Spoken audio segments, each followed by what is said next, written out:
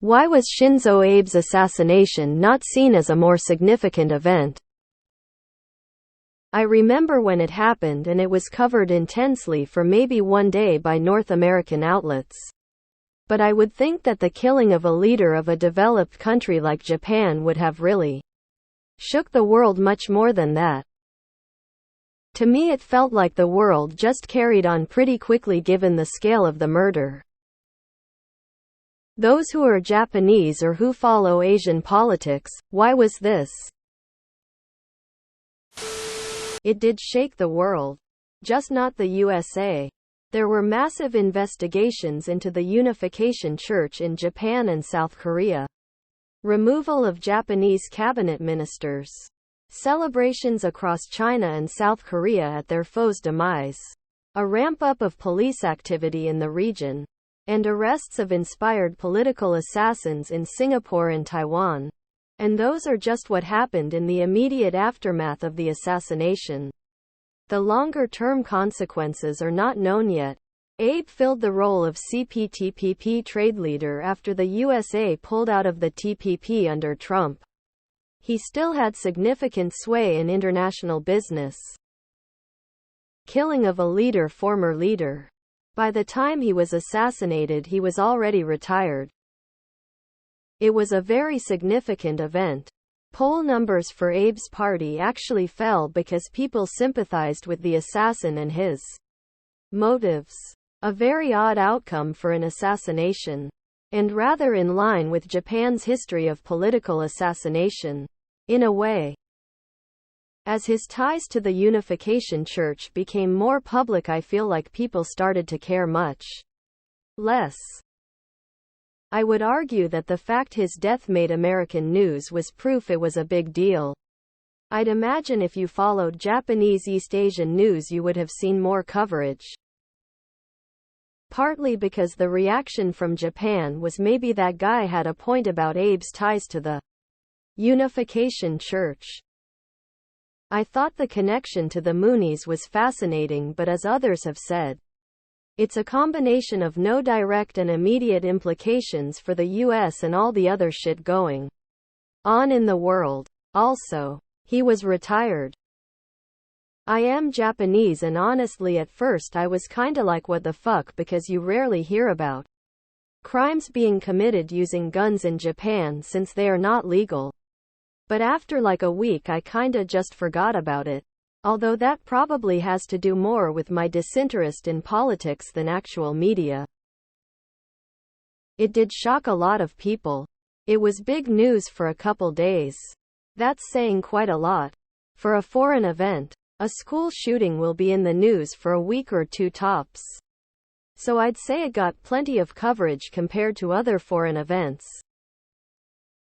It was very effective. There's been major positive changes from the action. That goes against the typical narrative that extreme actions against bad people won't work out. People in power don't want that narrative to change. It actually is very effective historically though. I was on vacation then, so I woke up and was like, oh, they just assassinated the Japanese PM. And then proceeded to drink a smoothie and do wheelies on an ATV. Mainly because he was retired when he was killed and once his connections to the biggest cult in the world, the Moonies, was found out, people quickly stopped caring and moved on. He wasn't a leader when he was assassinated. He was a former leader. It's certainly significant that he was assassinated at all. The news coverage definitely lasted more than one day if you actually were paying attention. But it's far less significant than if he had been the sitting prime minister. Technically he was just some retired guy. It didn't affect how the government functioned. Well, it's pretty big in Japan. The Unification Church has been disbanded since. Besides him being the former leader rather than the current one, the assassination was also personal rather than political. Got mentioned in Fall Out Boy's take of "We didn't start the fire" as a major event. People didn't really like Abe that much. Also, now that it has come out his government was horribly corrupt with members of the Unification church. People don't really care for him. Look up the last time they had a major public assassination. Japan is just weird that theirs work as intended for whoever does the killing. That last guy was a socialist leader that got killed with a sword live on TV. It was a significant event in Japanese politics. It just happened that the crazy guy talking about Korean Christian cults was actually correct. So the media attention has been focused on that. It was just not widely covered in the US. It led to corruption investigations and laws about political alignments with fringe groups. We in the US have short attention spans. Someone made a comment at work recently about terrorist bombings happening in those countries, spurred by the Gaza situation, completely forgetting that downtown Nashville, TN was blown up by a VBIED just a couple years ago. He completely forgot. Most people in the US just move on because we are just bombarded with so much negative shit on a daily basis. Fall Out Boy mentioned it in We Didn't Start the Fire. He was an ex-leader. Because we are only capable of focusing on a news story for a few minutes before moving on to something else. He was a retired leader, not a leader. And his death was associated with donations he was receiving from a sketchy cult. After the initial flurry of news, even the Japanese outlets kind of moved on without exploring his connection to the cult. Well, from my understanding, it's a former leader, killed by a crazy guy with a personal vendetta.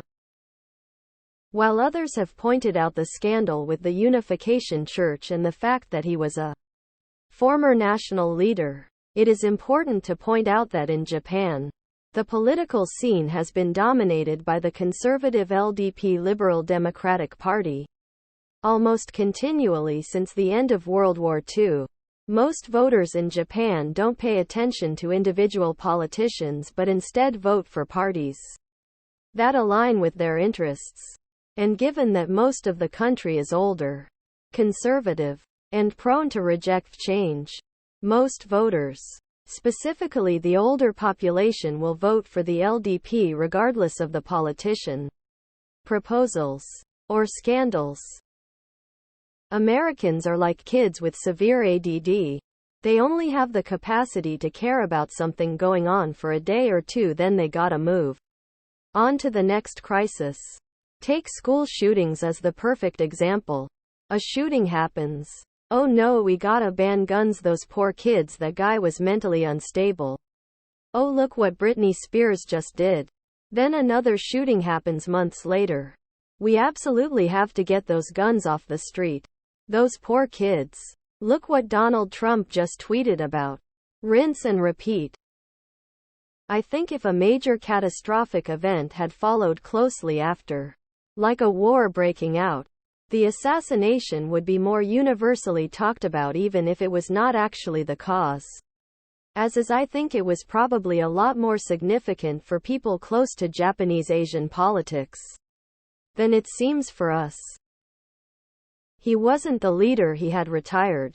That automatically meant his assassination wouldn't have many geopolitical implications, so the international news quickly lost interest. It remains big news in Japan, and the repercussions of his murder continue to be felt, largely by the government trying to distance itself from the Unification Church's influence. But the government itself is stable, so the effects internationally are very small. Probably to not give the assailant reputation. Give him the silent treatment and let him drift into oblivion. Just my guess. I would do it like that. There are more people killed by guns daily in the States, so I don't think one retired former leader guy is gonna keep media attention here. As shitty as that is. I mean, the impact of this incident has been huge. It was in even American papers for weeks and weeks. And Japanese papers are still talking about the repercussions of it.